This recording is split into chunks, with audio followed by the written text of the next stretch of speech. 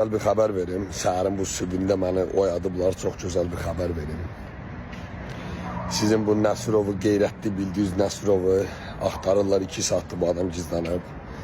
Kızlar var idi, dırnaq arası kızlar. Kommentariyalarda, ne bileyim canlılarda bunun için yazırdı.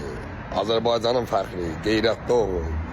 Hal-hazırda Nəsirovu axtarırlar. 2 dəfə polis bölməsinə çağırıb, bildiyimiz kimi bu zorlanma faktı ilə bağlı 2 dəfə 10 min verib çıxıb. Mən hələ səbirlə gözləyirdim.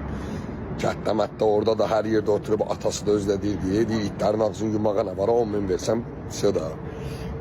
Atası da deyib, mən ölməmişəm, sən ağansıza it gəlib toxunsun. Dadası da bir dəfə dala düzlüğündən tutulub, çıxıb indi azadlığa yeni hoqqa verirlər.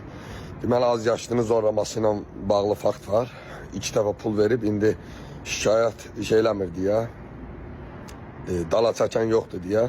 Hal-hazırda bunun evlərinə 3-4 dənə polis patrul maşını gedib, gizlanıb ortalıqda yoxdur. Lənkəndə separatdakı evlərindən söhbət gedir. Hal-hazırda ortaya çıxmır. Biz belə görürüm ki, yaxın zamanda bunu heç canlı da görməyəcəyik.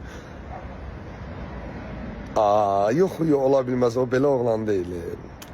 Yox, əli yalan danışır. Oturun, izləyin. Yəni, mən hələ belə səhər yuxudan belə durmamışam.